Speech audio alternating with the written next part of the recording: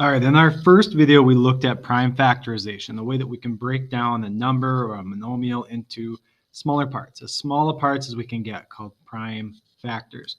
Now in this, we're going to take a look at finding the GCF of these monomials. So GCF, as a reminder, stands for greatest common factor.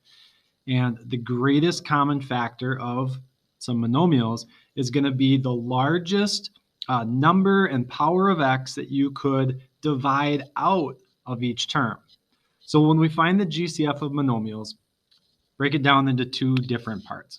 We want to find the GCF of the numbers. So what are the greatest, or what are the factors of 12 and 9 that you could divide out of 12 and 9?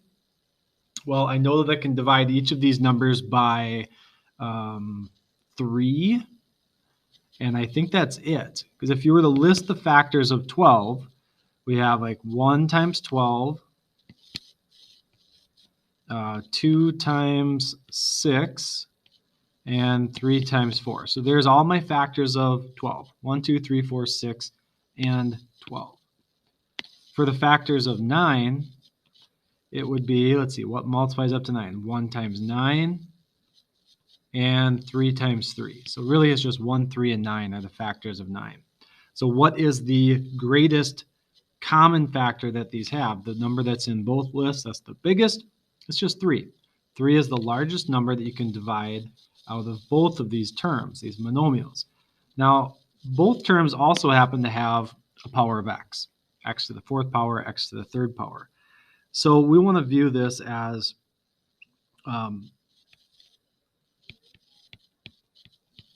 multiplying. You've got, let's see, 12 x to the fourth power, and then we have 9 x to the third power.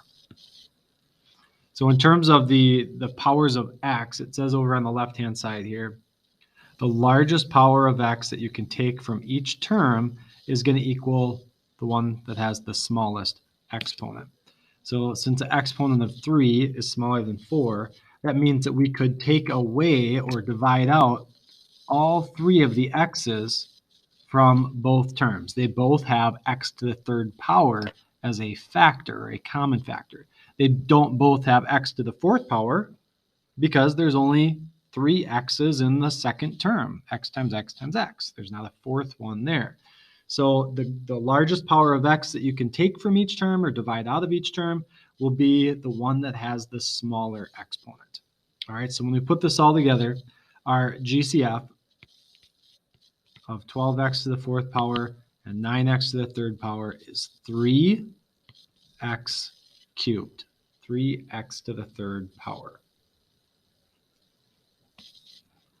All right, here's our second problem. We've got find the GCF of 20y to the fifth power and 12y.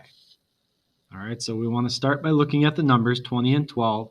Think about what is the largest factor that they have in common. Maybe you can look at that and say, oh, I can divide both of those numbers by this number. Okay, maybe say, oh, they're both even. I can divide by 2. Now, they both have a common factor of 2, but there's actually a bigger number, a larger common factor. So if you need to, we make our list. 20, and you know what? I'm going to write this differently. I like writing it this way. So 20 is when we take 1 times 20, 2 times 10, 3 doesn't go into 20, but 4 times 5 goes into 20. So there's our 6 factors, 1, 2, 4, 5, 10, and 20. Now for 12, we have 1 times 12, 2 times 6, 3 times 4, and that's it, because then we're at 4 times 3, 6 times 2, and 12 times 1. So those are our factors of 12. So what is the biggest number that they have in common? Well, not 20, no, not 12, 10, no, 6, no, 5 only appears in that one, 4 is only, oh, there it was. 4 actually appears in both lists. I almost missed it. I can divide 20 by 4, and I can divide 12 by 4.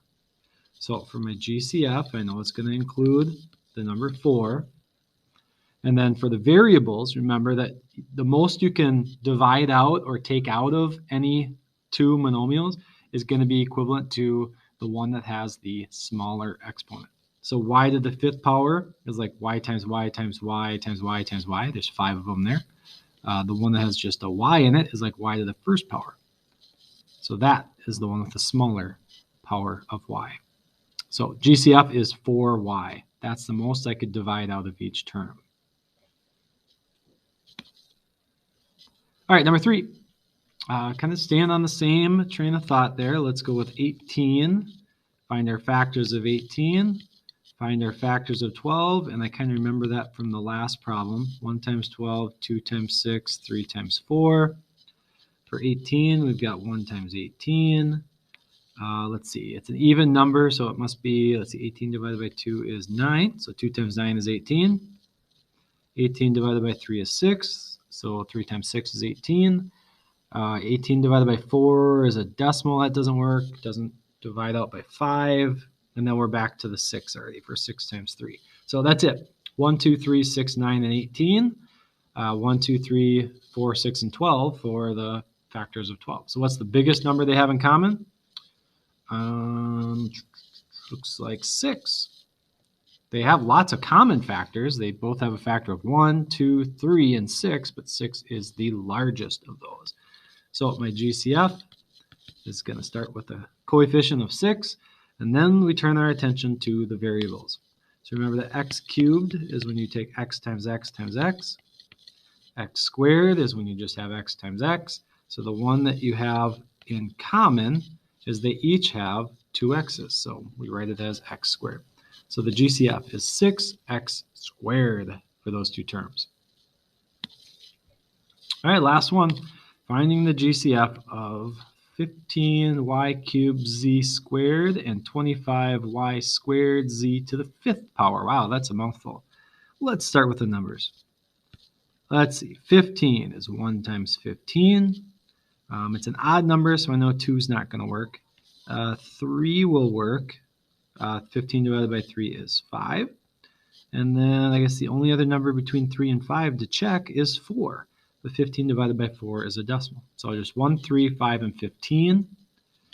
For 25, we have obviously 1 times itself. 25 divided by 2 is a decimal. 25 divided by 3 is a decimal. 25 divided by 4 is a decimal. And 25 divided by 5 is 5. 5 times 5 is 25. So our factors there are 1, 5, and 25. The greatest common factor of the numbers is 5. So GCF is 5. Now for the variables, well, let's see, I'm going to write these out down below. So for this first term, it was y to the 3rd power times z to the 2nd power. And then my other expression, so I'm going to separate there, I had y squared and z to the 5th power. Z. Looks like somebody's sleeping. All right, greatest common factor using variables is we're trying to figure out how many y's and z's do they have in common. Well, I had 3 y's in the first expression, but I only had 2 y's in the second expression. So I have 2 y's in each one, so that's y squared. And then for the z's, I had 2 z's in the first expression. I had 5 z's in the second expression, so it looks like they each have at least 2 z's. So that's going to be z squared. So altogether, my GCF is 5y squared z squared. That's for the largest factor that you could divide out of either term. And that's what we're going to end up doing in our next lesson for day 2, is we are going to use the greatest common factor to factor polynomials. Okay, so that's why we needed to do this first.